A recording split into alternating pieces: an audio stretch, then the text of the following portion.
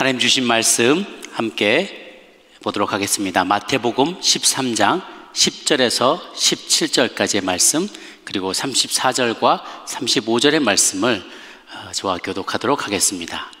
마태복음 13장 10절에서 17절 먼저 읽습니다. 10절. 제자들이 예수께 나와 이르되 어찌하여 그들에게 비유로 말씀하시나이까? 대답하여 이르시되 천국의 비밀을 아는 것이 너희에게는 허락되었으나 그들에게는 아니 되었느니 무릇 있는 자는 받아 넉넉하게 되되 없는 자는 그 있는 것도 빼앗기리라. 그러므로 내가 그들에게 비유로 말하는 것은 그들이 보아도 보지 못하며 들어도 듣지 못하며 깨닫지 못함이니라.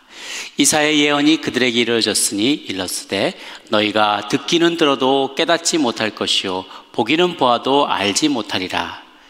이 백성들의 마음이 완악하여져서 그 귀는 듣기에 둔하고 눈은 감았으니 이는 눈으로 보고 귀로 듣고 마음으로 깨달아 돌이켜 내게 고침을 받을까 두려움이라 하였느니라. 그러나 너희 눈은 봄으로 너희 귀는 들음으로 복이 있도다. 함께 읽습니다. 내가 진실로 너희에게 이르노니 많은 선지자와 의인이 너희가 보는 것들을 보고자 하여도 보지 못하였고 너희가 듣는 것을 듣고자 하여도 듣지 못하였느니라. 아멘. 34절 35절 같이 읽습니다. 시작. 예수께서 이 모든 것을 무리에게 비유로 말씀하시고 비유가 아니면 아무것도 말씀하지 아니하셨으니 이는 선지자를 통하여 말씀하신 바 내가 입을 열어 비유로 말하고 창세부터 감추인 것들을 드러내리라 함을 이루려 하심이라. 아멘. 오늘 말씀 비유로 말씀하시는 이유라는 제목으로 오늘 말씀을 나누도록 하겠습니다.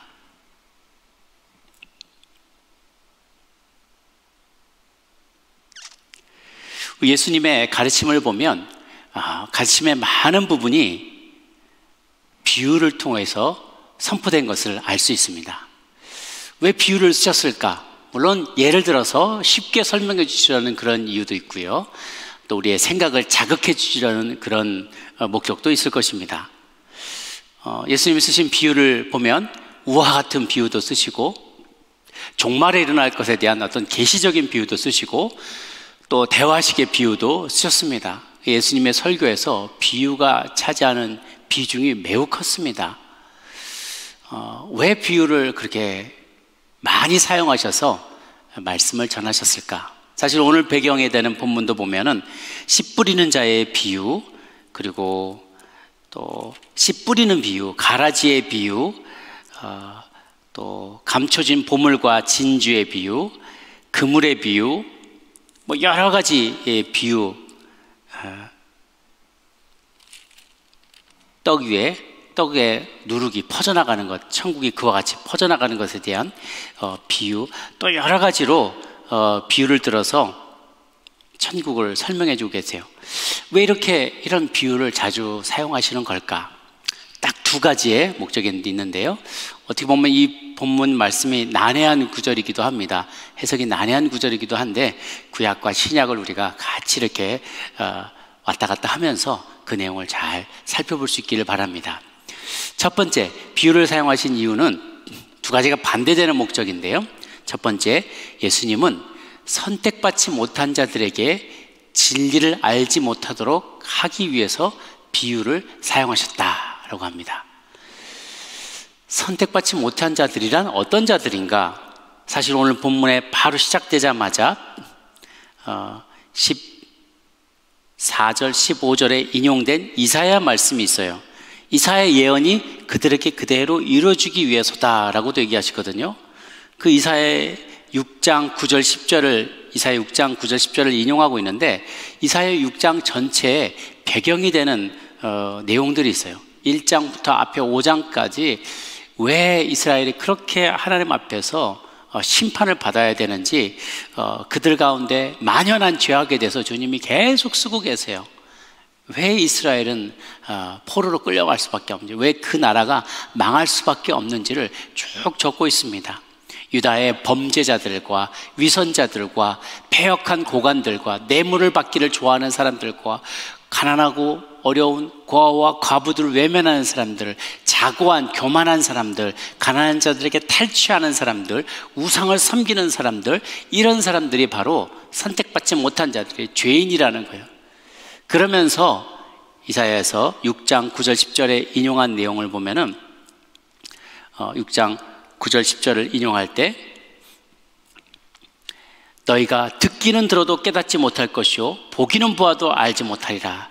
이 백성들이 마음이 완악하여져서 그 귀는 듣기에 둔하고 눈은 감았으니 이는 눈으로 보고 귀로 듣고 마음으로 깨달아 돌이켜 내게 고침을 받을까 두려워함이라 라고 얘기하세요.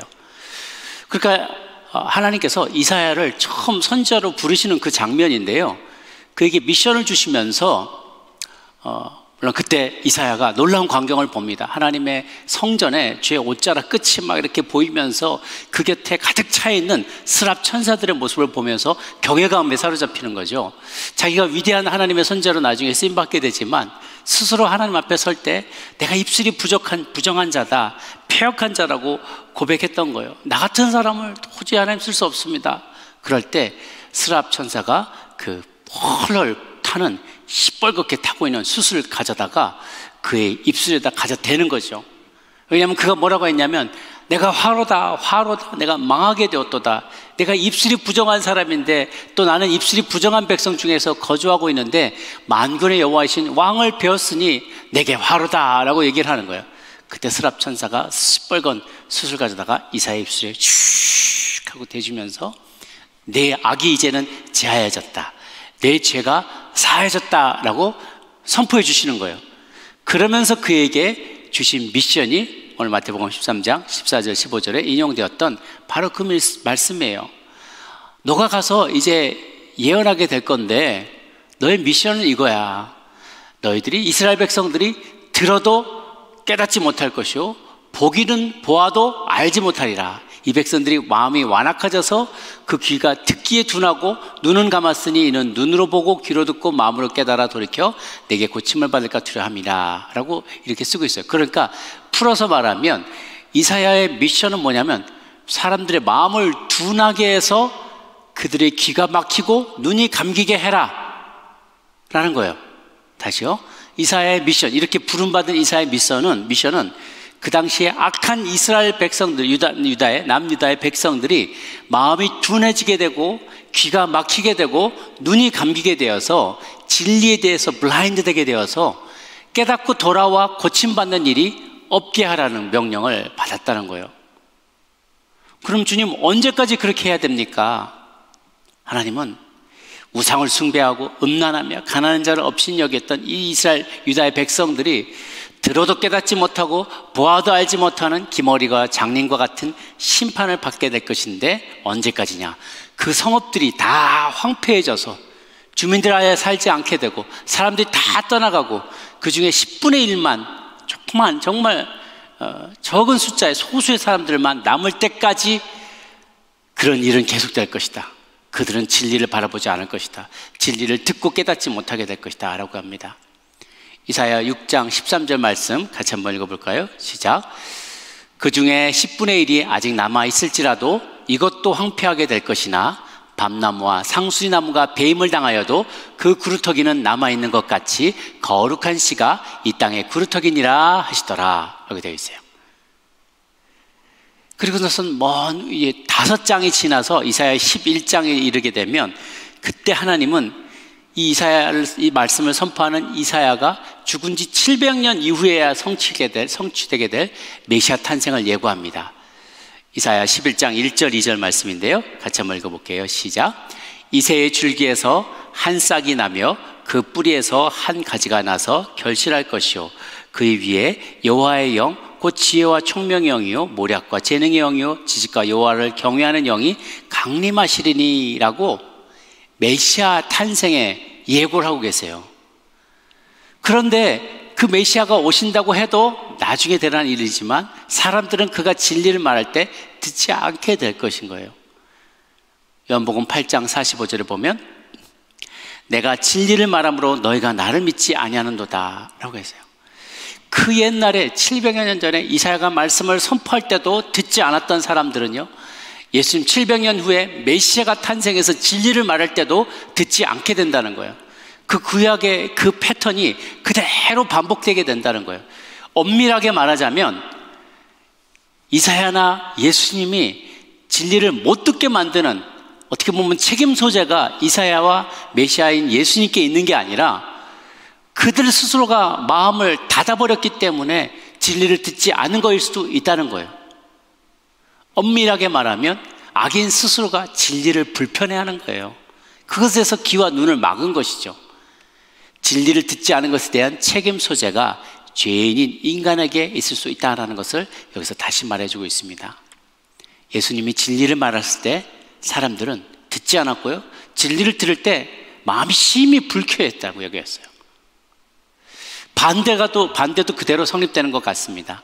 저는 이제 내셔널 지오그래피 다큐멘터리나 동물 영상이나 이런 걸 많이 보는데요, 그걸 보다가 갑자기 나레이터가 말을 이렇게 하면은요, 40억 년 전, 50억 년 전 인류가 원숭이 시절에 이렇게 시작한 나레이션이 나오면 마음이 확 불편해져요. 다시는 그걸 보고 싶지 않아요. 말도 안 되는 소리 하고 있어요. 그러면서 저도 모르는 사이에 그냥 반박하는 말이 튀어나와요. 불편해요. 요즘 청소년 인권을 말하면서 서로 다른 성적 취향을 가진 학생들이 마음껏 화장실을 공유할 수 있어야 한다고 미국 정부가 그런 입법을 추진한다고 합니다. 그런 말 들으면 마음이 불편해져요. 진리와 비진리가 함께 거할 수 없기 때문이죠. 진리가 들어오면 비진리는 불쾌합니다. 비진리가 들어오면 진리가 불쾌할 수밖에 없습니다. 빛과 어두움이 함께 거할 수 없기 때문이죠. 또 진리는 잘못된 것을 다 익스포즈해요. 다 폭로해버리기 때문에 결과적으로 그것을 듣는 사람들은요, 진리가 드러나게 될 때 그걸 듣고 싶지 않아 하는 거예요.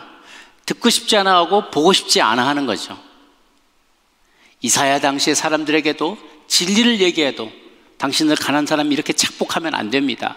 뇌물받기 좋아하면 안 됩니다. 이렇게 우상 섬기면 안 됩니다. 이렇게 음란한 행동을 하면 안 됩니다 라고 이사야가 아무리 말을 해도 그들은 듣지 않는 그런 패턴이 예수님 때도 그대로 이어진 것을 우리는 보게 됩니다.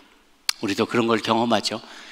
같은 복음을 전파하는데도요, 어떤 이들은 정말 그들에게 얘기할 때 차가운 벽에다 대고 말하는 것이 느껴지는 사람이 있어요. 진리를 말하는데 진리를 말하고 이대로 가야만 당신은 살아납니다. 이렇게 해야만 당신의 가정의 문제가 해결될 수 있습니다. 이렇게 해야만, 이렇게 자신을 내려놓아야만, 나를 중심으로 생각하지 말고 내 잘난 맛에 살지 말고. 오늘 권사님하고 이렇게 대화 나누는데 참 요즘 젊은 이들을 도와주다 보면, 젊은 신앙인들하고 도와주다 보면 본인 잘난 맛에서 서로 양보 안 한다는 거예요. 부부들 간에 갈등이 많아서 도와주려고 하면 서로 자기 잘난 맛에 산다는 거예요. 그러니까 용납하지 않고 넘어가지 못하고 포기하지 못하고 그냥 자기를 내려놓지 못하고 어떻게든지 자기 자존심을 세우려고 하고 자기 주장을 내세우려고 하니까 이게 통하지 않는다는 거예요. 상담을 하면서 이렇게 해라, 저렇게 하는 게 좋소 하고 젊은 집사님들을, 젊은 남자 집사님, 여자 집사님 이렇게 얘기를 하면 어떨 때는 막 차가운 벽에다 대고 말하는 것 같이 느껴질 때가 있다는 거예요. 진리를 말하는데 진리를 듣고 싶지 않은 사람들이 있어요. 반면에 어떤 사람은요, 한 가지 진리를 말하면 나머지 9가지도 듣고 싶어서 간절히 메어 달리는 사람이 있습니다. 그럴 때 진리를 즐거워하는 사람이 있고 진리를 싫어하는 사람이 있어요. 그것이 여실하게 분명하게 나눠진다는 것입니다.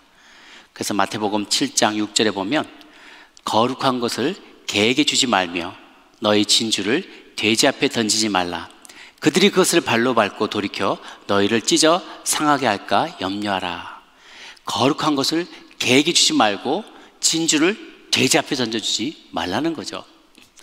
그들은 그게 얼마나 소중한 건지 알지 못한다는 거예요. 가끔씩 이렇게 먹방 광고에 먹방 그 영상 같은 데 보면 개에게 아주 최고급 요리를 막 이렇게 선물해 주는 그런 장면들이 나와서 막 그 소리를 막 녹화해 놓은 건데 아그작 막 그 갈비와 막 이렇게 사람도 먹기 힘든 그런 것들을 막 막 주면서 하는데 걔들은 그게 얼마나 소중한 건지 몰라요. 먹다가 그냥 흘려도 뭐 신경 안 쓰고 그냥 그게 얼마나 감사한지 모르고 그걸 말을 만들기 위해서 주인이 얼마나 고생하는지도 알지 못하는 거죠. 개에게 거룩한 거 주지 말고 돼지에게 진주 던지지 말아라. 그거는 발로 밟기도 하고 이게 얼마나 소중한 건지도 모르고 그냥 먹지 않고 그냥 버리거나 상하게 그냥 내버려 두는 경우도 있다는 거죠. 여러분들은 진리의 말씀을 들을 때 마음이 반가운 사람입니까? 아니면 마음이 불편해지는 사람입니까? 내 부모를 공경하라. 살인하지 말라. 간음하지 말라. 마음으로 사람 살인하지 마십시오. 마음으로 가도 간음하지 마십시오. 남의 것 도적질하지 마십시오. 거짓 증거하지 마십시오. 이웃의 소유도 탐하지 마십시오. 더 나아가 당신이 가진 모든 것을 팔아 가난한 자들에게 주고 나를 따르십시오. 예수님이 부자 관원에게 그렇게 얘기했죠. 이런 말을 들을 때 젊은 부자 관원처럼 마음이 어렵고 힘들어서 슬픈 표정으로 떠나가고 싶은 사람입니까? 아니면 진리의 말씀, 내가 그동안 잊고 지냈던 진리의 말씀을 들을 때 깨달음이 임할 때 반갑고 기쁘고 그래서 즐거워서 더 그 말씀을 듣고 싶고 정말 내 삶의 우선순위를 주님을 따르는데 맞추기를 원하는 그런 사람입니까? 만약 여러분이 진리를 기뻐하지 않는 사람이라면 주님께서 비유를 풀어 말씀하실 때 비유로 들어서 천국에 대한 비유, 진리에 대한 비유를 들어서 말씀하실 때 그 말씀이 이해가 안 될 겁니다. 저는 여러분 모두가 이해가 더 잘 되는 분이 되시기를 주님의 이름으로 축원합니다.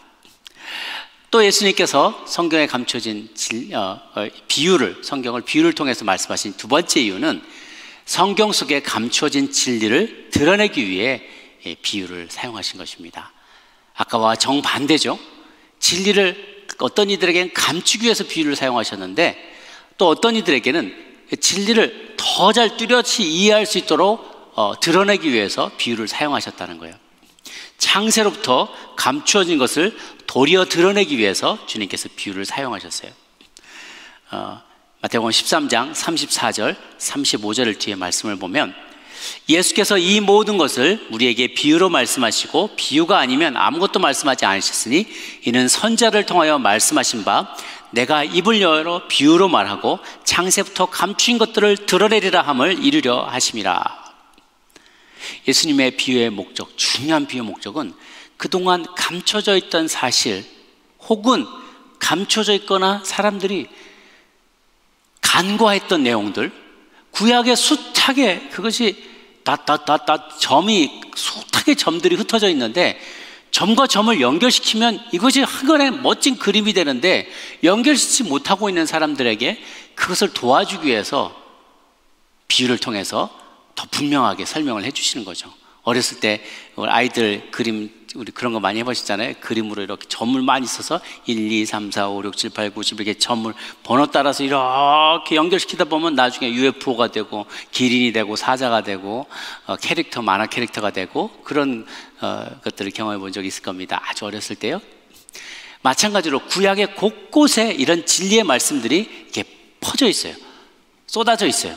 그러니까 그 점들만 이렇게 탁탁탁탁탁 연결시키면 이 컨텍스트 속에서 큰 컨텍스트 속에서 커다란 그 빅픽처 안에서 연결시키면 이 모든 내용이 신약에 어떤 내용을 가리키고 있는지를 다 알게 되는데 우리가 그 진리에 대해서 간과하고 외면하고 있었기 때문에 완고해서 진리를 깨닫지 못하는 거죠. 지금 메시아가 왔음에도 불구하고 이를 외면하는 이스라엘의 완고함을 드러내고 참된 진리를 드러내시기 위해서 예수님은 비유의 말씀을 쓰십니다. 어찌 보면 우리들은 그 당시에 예수님의 제자들보다도 더 복된 사람인지 몰라요. 보면은 너희가 눈으로 봄으로 귀를 들음으로 보기도다. 진실로 너희에게 이르노니 17절에 많은 선지자와 의인이 너희가 보는 것을 보고자 하여도 보지 못하였고 너희가 듣는 것을 듣고자 하여도 듣지 못하였다. 때로는 구약에 많은 선지자들과 의인들이 있었고 구약의 성경을 많이 읽었음에도 불구하고 그것이 신약의 메시아에게 어떻게 연결이 되는지 또 메시아가 정말 어떤 모양으로 오게 될지를 모르고 죽었던 많은 선지자들과 의인들도 있어요. 심지어 예수님의 제자 중에서도 완전한 계시를 다 이해하지 못했어요. 그래서 어떻게 보면 계시는 조금씩 더 많이 알려져가고 깨달아지는 그런 경향성을 보입니다. 쉬운 예로 베드로를 들 수 있어요. 베드로 마태복음 16장에 보면 예수님께서 베드로, 너는 나를 누구라 하느냐. 사람들은 때로 주님을 선지자라고도 합니다. 좋은 스승이라도 합니다. 너는 나를 누구라 하느냐. 베드로가 주는 그리스도시요 살아계신 하나님의 아들입니다 라고 아주 놀라운 고백을 하죠. 그런데 이 베드로의 고백은요, 그래도 여전히 거기에 참 중요한 부분이 빠져 있고요, 우리의 완전한 신앙 고백과 차이가 있어요. 어찌 보면 우리가 더 많은 계시를 알고 있다고도 볼 수 있어요. 왜냐하면 베드로는 예수님이 그리스도시고 살아계신 하나님의 아들인 줄은 알았지만, 이 예수님께서 우리 죄를 완전히 해결하시기 위해서 어떤 방식으로 삶을 마감하실지에 대해서 전혀 그림이 없었던 거예요. 베드로에게 있어서 메시아는 언제나 승리하고 군대로 혹은 천군 천사들 동원해서 아주 막강한 하나님의 아들의 능력으로 혹은 기적을 사용해서 인류를 구원할 수 있는 아주 그런 메시아로 생각을 했지, 그가 십자가에 고난당해서 죽음으로 사망 권세를 이기고 우리 모두의 죄를 구속하실 것에 대해서는 풀 버전의 레벨레이션을 갖지 못한 거예요. 완전한 계시를 받지 못한 거죠. 그러니까 예수님이 내가 이제 곧 죽게 될 것이다 그러게 했더니 베드로가 막 꾸짖으면서 절대로 그런 일이 나면 안 됩니다 라고 하니까, 사단아 너도 물러가라 라고 예수님이 꾸중하시죠. 그러니까 그걸 봤을 때도 베드로가 가졌던 그 계시는 풀 버전이 아니었다는 거예요. 베드로는 여전히 예수님의 많은 가르침과 계시의 말씀과 심지어 예수님이 죽으시고 부활하시고 승천하신 이후에 성령을 받을 때야만이 들여서 깨달을 수 있었던 많은 내용들이 이제 있었다는 것이죠. 그 당시에는 깨닫지 못했던 것을 시간이 흘러가면서 점점 그 계시의 눈이 열리게 되는 거예요. 저와 여러분도 마찬가지인 것 같습니다. 우리가 신앙생활을 할 때 처음부터 내가 다 한다고 생각하지만요, 시간이 흘러갈수록 내가 모르는 게 얼마나 더 많았는지를 알게 되고, 하나님의 계시에 온 세상을 다스리시는 하나님의 섭리에 대해서 조금씩 이제 눈이 열리게 되는 거예요. 시야가 열리게 되는 것이죠.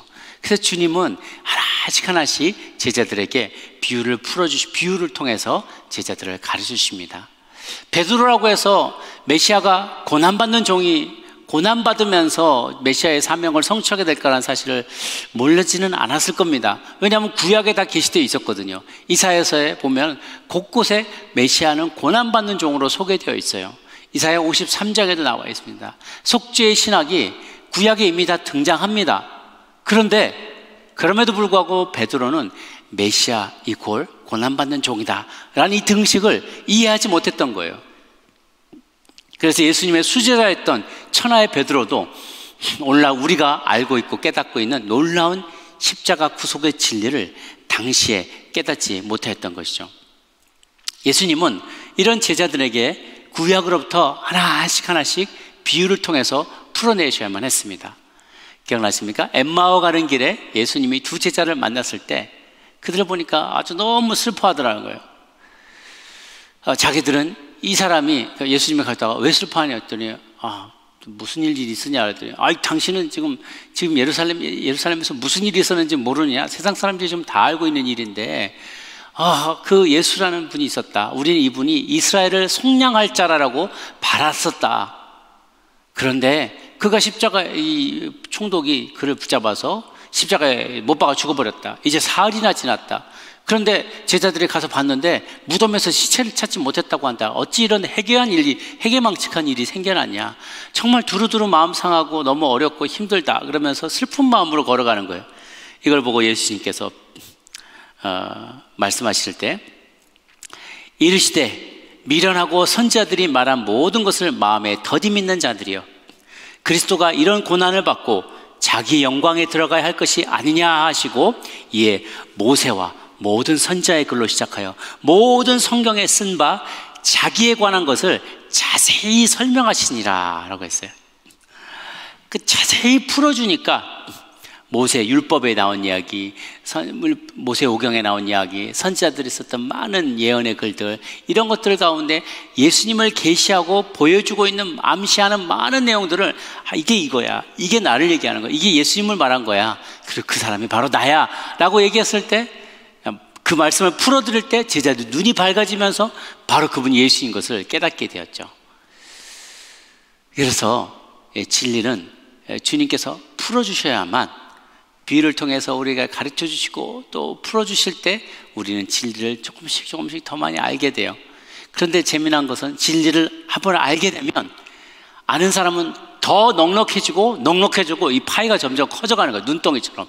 하나를 알면, 깨닫게 되면 그 다음에 더 크게 마치 종잣돈으로 복리로 더 늘려가듯이 이게 눈덩이처럼 불려가는 거예요. 그런데 처음부터 제한된 이해에 갇혀있는 진리를 보지 못하는 자는요, 시간이 흘러갈수록 점점점 그걸 빼앗기게 돼요. 영적인 빈익빈의 부익부의 상황이 이르는 거죠. 무릇 있는 자는 12절에 무릇 있는 자는 받아 넉넉하게 되되 없는 자는 그 있는 것도 빼앗기리라 라고 했어요. 예수님께서 많은 선지자와 의인들이 보고자 했지만 보지 못했던 하나님의 그 진리와 천국의 그 복음을 왜 그들이 보지 못했는가 라고 할 때 그 구약의 텍스트를 진리로 연결하지 못했기 때문이라 라고 얘기하십니다. 아까도 말씀드렸지만 13장 17절에 내가 진실로 너희에게 이르노니 많은 선지자와 의인들이 너희가 보는 것들, 혹은 그 제자들 뿐만 아니라 지금 우리가 보고 알고 있는 것들도 보고자 했지만 보지 못하였고, 우리가 듣는 것들을 듣고자 했지만 듣지 못했었다. 이것이 그 생각을 할 때 참 우리가 얼마나 복된 세대에 살고 있는지를 참 알 수 있어요. 예수님에 대해서, 예수님의 탄생과 예수님의 가르침과 죽으심과 부활과 그 이후에 교회가 어떻게 퍼져나갔고 성령님이 어떻게 역사하시는지를 우리는 다 보고 듣고 심지어 우리 가운데 경험한 이들도 있습니다. 그러니 하나님께서 우리가 얼마나 복을 허락해 주신 거예요. 이 천국의 진리를 잘 알 수 있게 되었으니까. 결국 천국의 비밀은 과거부터 이미 계시되어 있었지만 감추어졌던 사실이 이제 드러나게 된 것에 해당된다는 것이죠. 구약을 보면서요, 우리는 주님께서 우리를 풀어주실 때, 그 비유를 들어주시고 그 비유를 풀어주실 때 우리는 구약에 있었던 많은 구절들이 바로 예수님을 가리키는 것을 알게 돼요. 멜기세덱의 허리, 그 반차를 쫓아서 태어난 새로운 우리에게 대제사장이 있다.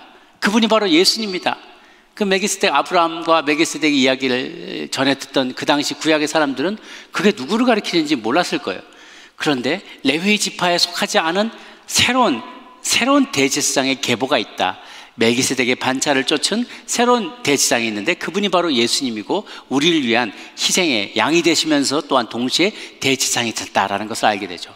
아브라함의 이야기, 본토 친척 아비집을 떠나 내가 내게 지시할 땅으로 가면 내가 너를 큰 민족을 삼을 것이다. 너를 복의 근원이 되게 하겠다. 너를 복이 되게 하겠다. 혹은 옛 번역에 보면 복의 근원이 되겠다 했을 때 어떻게 복의 근원이 되겠느냐? 아브라함의 후손으로부터 나게 될 메시아 예수 그리스도를 통해서 온 인류가 복을 받고 구원을 누리게 될 것을 이미 창세기 12장에 벌써 계시해 주고 계시다는 겁니다.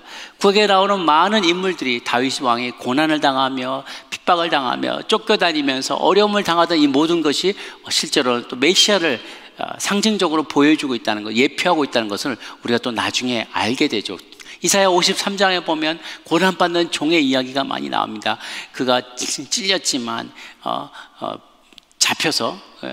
잡혀서 죽어가지만 소리를 들리지 않은 어린 양으로 비유하여서 또 그렇게 얘기를 합니다. 아브라함이 이삭을 대신 바칠 때 그 이삭이 어린 양을 상징하면서 예수님을 또 상징하게 된다는 것도 우리가 알고 있죠. 출애굽 당시에도 출애굽의 패스오버 6월절 피로 문지방을 설주를 다 발랐을 때 죽음의 신이 그 이스라엘 백성들, 이스라엘 히브리 노예들의 집을 지나간 것처럼 6월절 패스오버가 될 때 하나님께서 우리의 모든 죄를 감춰주시고 그때 새로운 주님의 계시가 6월절에 놀라운 계시가 임하고 성령님이 6월절에 예수 그리스도께서 6월절 어린 양으로 죽게 되시는 그 놀라운 사건들이 그때 이미 예표되어 있다는 것을 또 우리는 알게 되죠.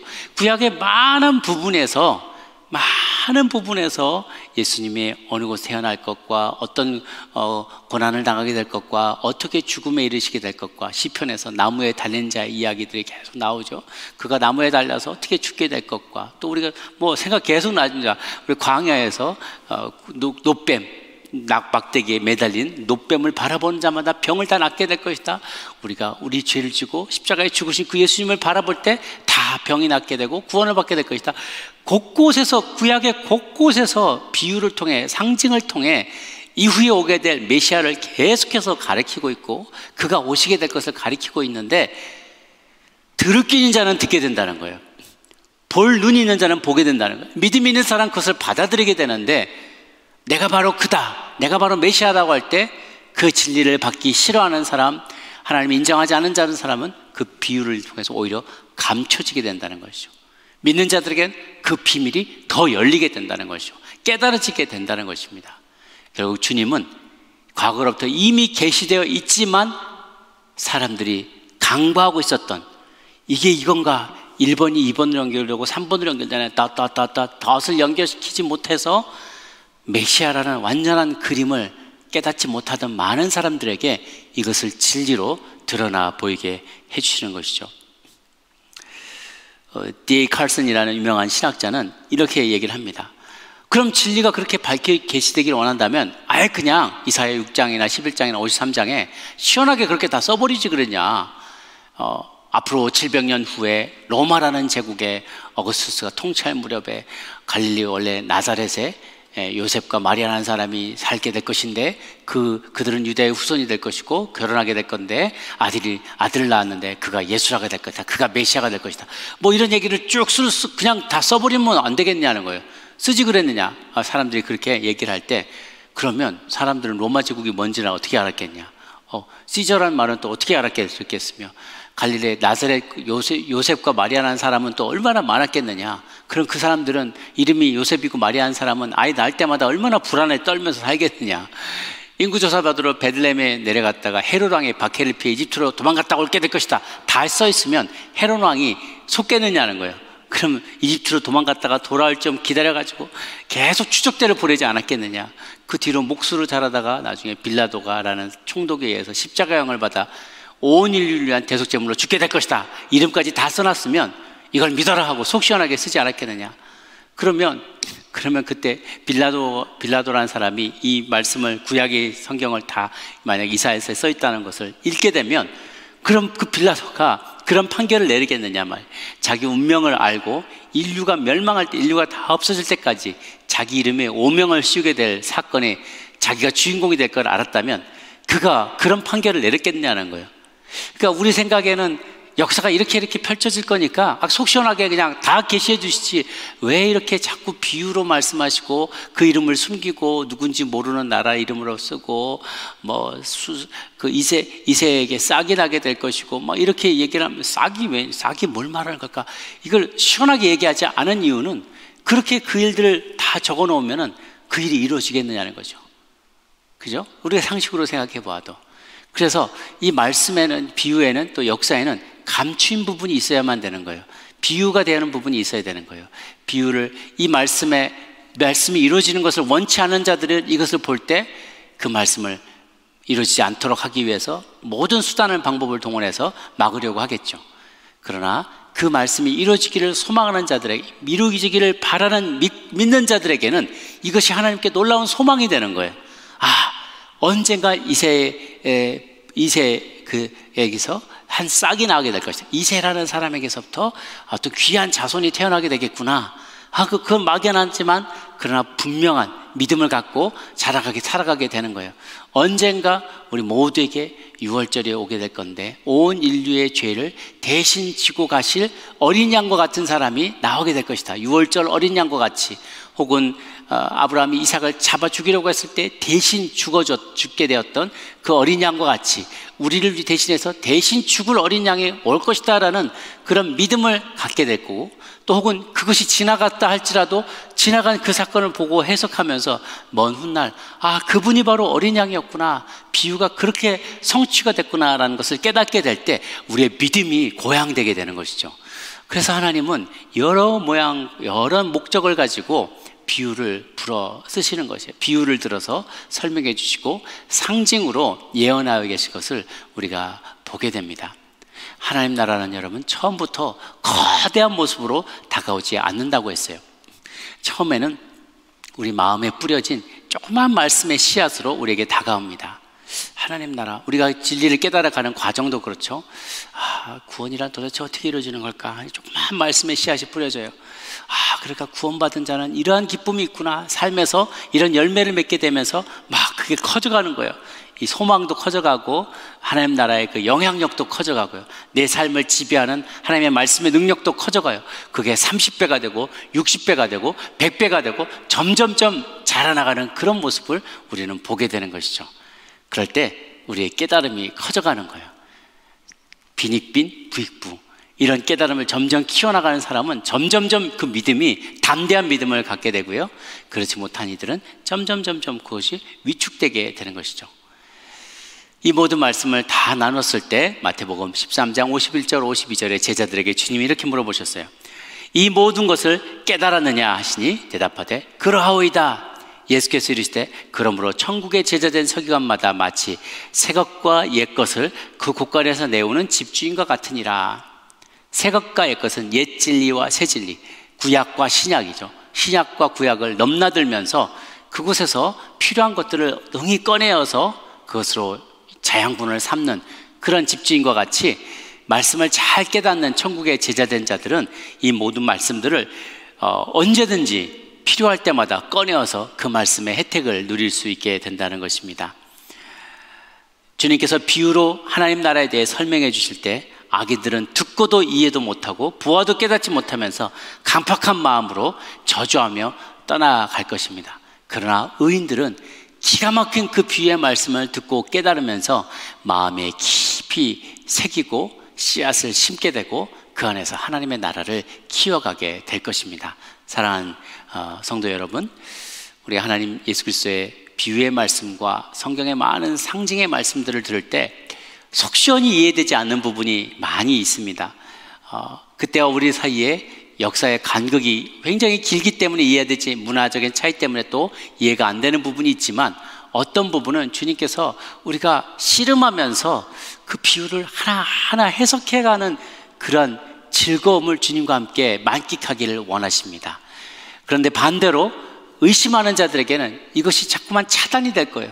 비유가 이해가 되지 않게 될 것입니다. 그러나 우리의 마음에 믿고 주님은 이 일들을 통하여서, 이 가르침을 통해서 내게 더 큰 오픈 엔드로 엔딩이 열려 있어요. 열린 그 어떤 비유의 말씀을 통해서 내가 이 말씀을 받아들이고 순종하게 되면 하나님께서 나의 삶을 통하여 놀라운 열매를 맺어가시겠구나, 하나님 나라를 더욱 확장하시겠구나 라는 마음의 확신을 갖게 되고 소망이 커져가게 되고 또 주님의 뜻에 더 순종하여서 하나님 나라를 확장하는 도구로 쓰임받게 될 것입니다. 처음에는 작지만 혹은 내가 지금은 이해가 되지 않는다 할지라도요, 순종함으로 나아가게 되면 하나님께서는 언젠가는 완전한 계시에 다다를 수 있도록 저와 여러분들을 인도해 주시라 믿습니다. 제 목사된 자로서, 설교자로서의 제가 있는 가장 큰 기쁨은요, 이 설교를 준비할 때 나와요. 설교를 준비하면서 이 본문 말씀 저도 보면서 전에 알지 못했던 부분들을 막 깨닫게 되면 깨알같은 즐거움이 있어요. 이게 이 말씀이었구나. 지금 내가 이만큼 깨달았는데 5년 뒤, 10년 뒤, 20년 뒤에는 내가 또 얼마나 더 많은 것을 깨닫게 될까라고 생각을 하면 막 가슴이 벅찹니다. 주님은 비록 지금 우리가 다 이해되지 않는 성경의 말씀들이 있다 할지라도요, 일단 믿음으로 받으시기 바랍니다. 아멘함으로 마음속에 심으시기 바랍니다. 그럼 그 믿음의 씨앗이 커져가면서 점점 눈이 열리면서요, 들어오면 알게 됩니다. 일단 와 보라, come and see, 와 보라. 그러면 깨달음이 더 커지게 됩니다. 그런 제자들에게 go and tell, 가서 전하라 라는 명령을 하시게 되죠. 먼저 와보아, 주님과 함께 거하면서 내가 잘 이해되지 않을지라도 주님께 도심을 구하며, 주님 내 눈을 열어서 진리를 깨닫게 하여 주옵소서. 내 눈을 열어서 내가 처한 이 상황과 형편과 내가 곤란함, 어려움이 있지만 이 모든 것들을 주님께서 합력하여서 어떻게 실타래 같이 묶여져 있는 이 내 인생의 운명과 많은 궁금한 것들을 주님께서 어떻게 풀어주시려는지요, 풀어주옵소서, 해석해 주옵소서, 깨닫게 해주옵소서. 그렇게 기도할 때 하나님께서 우리의 모든 문제들을 하나하나 우리 눈앞에서 펼쳐 보여주시고 깨달음, 더 큰 깨달음으로 인도해 주실 줄로 믿습니다. 같이 한번 기도함으로 나가도록 하겠습니다. 기도하실 때 우리 주님 비유로 말씀하시는 두 가지 이유, 죄인들, 범죄자들, 위선자들, 폐역한 관리들, 뇌물을 사랑하는 자들, 고아 과부를 외면하고 자고하고 가난한 자들을 탈취하며 우상을 섬기는 자들, 이들에게 진리가 감춰지기 위해서 비유를 말씀하신다고 합니다. 실상은 엄밀하게 말하면 그 비유를 말씀하셔도 이들은 그 마음이 완악하여서 귀를 닫고 눈을 닫아서 보지 못하게 되는 것이죠.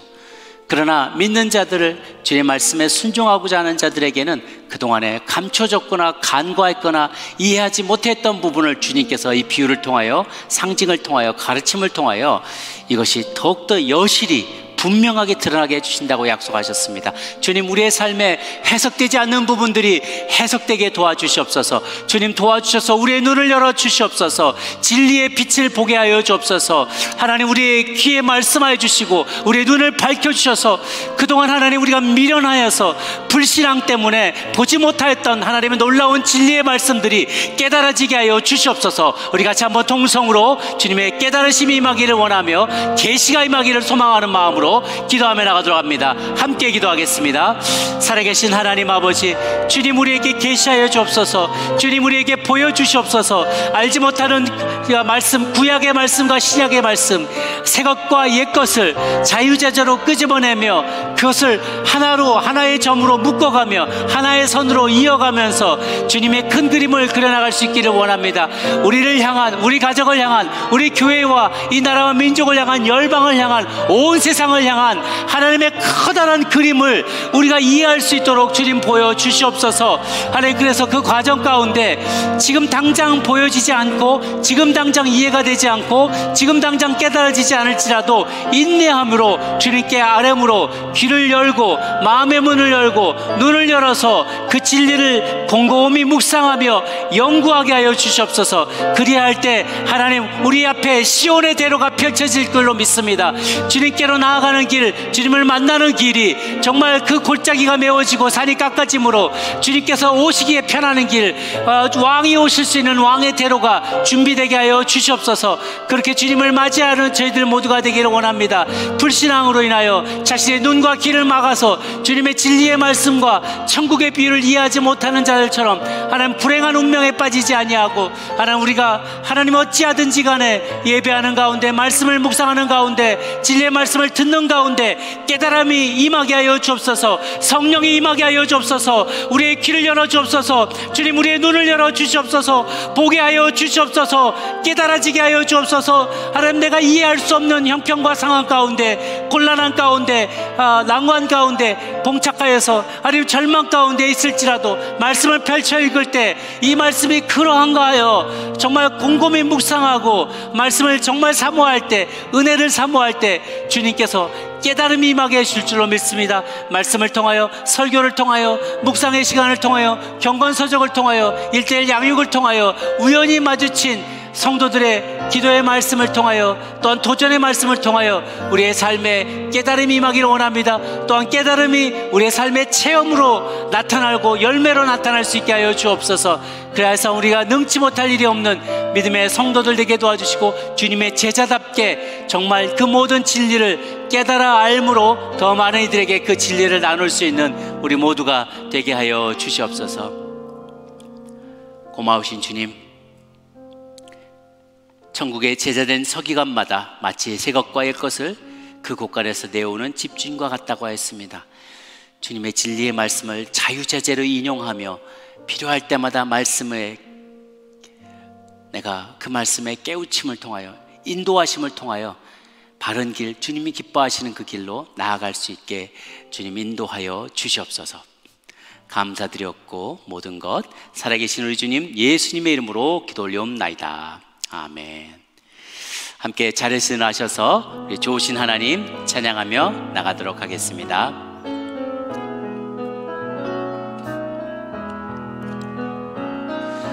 좋은 좋으신 하나님, 좋으신 하나님, 참 좋으신 나의 하나님. 우리의 기도를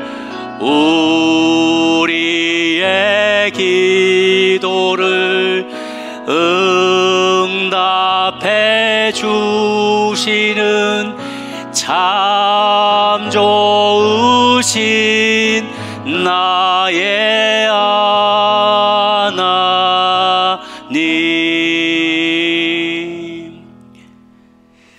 이제는 우리 주 예수 그리스도의 은혜와 하나님 아버지의 크신 사랑과 성령의 교통하심, 또 주의 말씀을 해석하여 주시는 그 성령님의 놀라운 임재하심이 이제 주님의 말씀을 들을 때마다 더 큰 깨달음의 자리로 나아가며 그 깨달음을 삶 가운데 실천하며 주님 나라 임하기를 간절히 소망한 고개 숙인 주의 사랑하는 백성들 머리머리 위에 이제부터 영원토록 함께 합시기를 간절히 축원하옵나이다. 아멘.